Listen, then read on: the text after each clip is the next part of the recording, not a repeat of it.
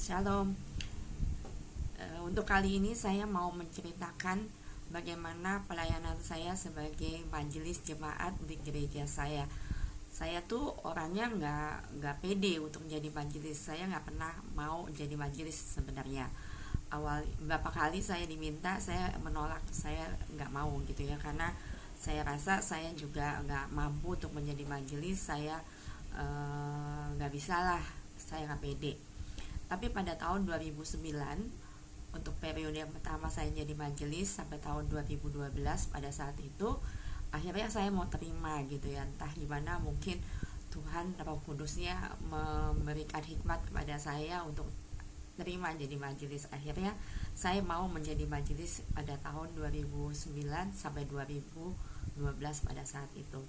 Tapi memang kan saya juga orangnya nggak pede ya. Teman-teman, suara saya itu tidak sama dengan suara-suara teman-teman semua gitu ya. Saya merasa kalau saya bicara itu orang yang mendengar saya itu nggak ngerti, bahkan suka berulang-ulang bertanya kepada saya, apa sih gitu ya, karena memang suara saya tidak sempurna seperti teman-teman semua. Nah, pada saat itu kalau di majelis itu kan memang ada tugas di kebaktian minggu ya. Jadi di kebaktian minggu itu harus baca warta, berdoa syafaat, atau mengantar persembahan gitu ya. Jadi intinya harus bicara di depan mimbar kecil gitu ya. Dan saya takut banget, saya tidak pede dengan hal ini, karena saya berpikir saya takut ngapain saya ngomong di depan mimbar sementara orang-orang nggak ngerti gitu suara saya seperti apa gitu ya. Akhirnya pada waktu itu selama 3 tahun sebelumnya saya bilang sama orang yang bertugas untuk membagi petugas di kebaktian minggu, saya bilang saya lebih baik tidak dijadwalkan untuk menjadi PL1, PL2, PL3 yang tadi tugasnya membaca warta atau berdoa syafaat atau mengantar persembahan gitu. Saya bilang sama dia, kalau nanti pada giliran saya ditukar aja sama orang lain gitu ya. Nah, selama 3 tahun itu saya benar-benar tidak menjadi PL1, PL2, PL3. Saya aman ya, saya dengan sukacita saya melayani di tempat lain gitu ya. Hal-hal yang lain, memang saya bertugas di hari Minggu, tapi saya tidak sama sekali tidak menjadi tugas yang ada di depan mimbar kecil itu. Nah, selama 3 tahun, kemudian tahun 2012 kan turun pada bulan Maret. Jadi petugas itu bilang sama saya, bolehlah sekali aja untuk menjadi PL3. PL3 itu yang tugasnya mengantar jemaat dan doa persembahan dan mengantar jemaat dan iman rasuli, membacakan iman rasuli. Pada waktu itu dia bilang seperti itu, kan udah mau turun terakhir kali, dia bilang gitu ya. Akhirnya boleh nggak apa-apa, sekali aja, tapi saya maunya pukul 6 pagi, karena saya berpikiran bahwa jam 6 pagi itu sedikit sekali jemaat yang datang gitu ya. Jadi saya mungkin merasa nyaman dengan itu. Jadi akhirnya jam 6 pagi saya bertugas menjadi PL3 di kebaktian minggu. Itu selama 3 tahun saya pelayanan, baru kali itu menjadi PL3. Kemudian itu periode pertama saya menjadi majelis. Periode yang kedua, pada saat 2016 sampai 2019 kemarin saya menjadi majelis lagi. Akhirnya saya memang cuek ya. Saya berpikiran bahwa masa sih nggak ngerti gitu ya, apa suara saya seperti ini gitu ya, pasti ya ngerti lah gitu ya. Jadi saya mau aja gitu. Jadi selama 3 tahun pelayanan saya di 2016-2019 ini, saya mau menjadi PL3. Bahkan saya merasa bahwa apa yang saya lakukan nyaman-nyaman aja gitu ya. Saya pede-pede aja, karena saya berdoa aja lah sama Tuhan gitu ya.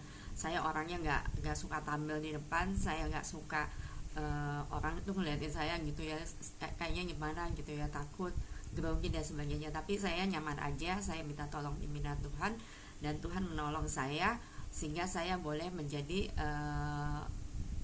menjadi PL sampai PL3, PL2, PL1. saya sesuai dengan jadwal yang diberikan kepada saya. Ini saya mengucap syukur sama Tuhan, karena Tuhan memberikan keberanian itu kepada saya dan saya udah mulai pede ya untuk tampil di depan seperti itu. Memang saya orangnya nggak suka untuk tampil di depan, sebenarnya saya nggak suka. Saya lebih suka pelayanan saya tuh melakukan suatu, bekerja, melakukan suatu. Jadi bukan bukan yang ada di depan gitu, yang nggak seperti itu.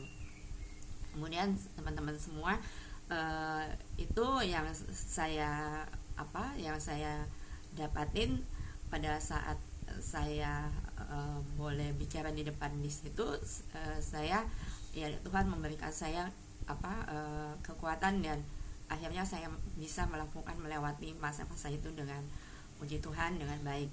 Nah kemudian kenapa saya bikin video ini gitu ya, video-video kesaksian di YouTube gitu ya, karena tadinya saya nggak pede lah, seperti yang tadi saya cerita, mungkin suara saya tidak jelas dan sulit dimengerti sama orang yang mendengar. Tapi ketika saya membuat contoh satu video, saya merasa bahwa suara saya jelas-jelas aja gitu ya, dan saya juga bingung kenapa suara saya mungkin berubah ya, dari dulu sampai sekarang tuh berubah gitu, sehingga pada saat ini kalau saya bicara semua orang jelas ya, teman-teman jelas ya, apa yang saya ngomong di kesaksian juga bisa jelas diterima sama teman-teman semua.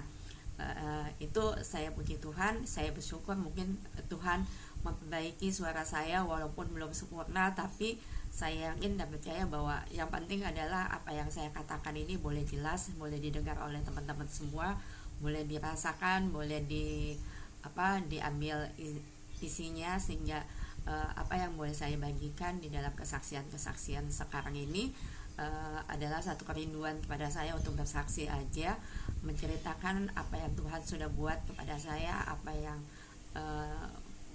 banyak sekali pekerjaan Tuhan dinyatakan, apa aja yang saya alami bersama dengan Tuhan ketika saya hidup di dalam Tuhan. Inilah kesaksian saya, teman-teman. Saya bersyukur kalau saya bicara boleh jelas kedengarannya, dan itu boleh membuat saya sukacita dan bahagia, karena pada akhirnya suara saya bisa dimengerti oleh orang-orang. Inilah kesaksian saya. Saya yakin bahwa semuanya ini adalah dari Tuhan. Tuhan memberikan segala sesuatunya sesuai dengan apa yang menjadi kehendaknya. Puji nama Tuhan. Teman-teman, kiranya kalau teman-teman suka dengan video ini, teman-teman bisa like, bisa subscribe yang belum subscribe, dan bisa share ke teman-teman yang lain atau saudara-saudara atau siapapun juga sebanyak-banyaknya. Terima kasih. Saya hanya ingin menjadi berkat bagi teman-teman semua. Biarlah ini boleh menjadi satu motivasi untuk kita boleh percaya kepada Tuhan bahwa Tuhan bisa melakukan apapun juga untuk kebaikan kita. Puji nama Tuhan. Tuhan berkati. Amin.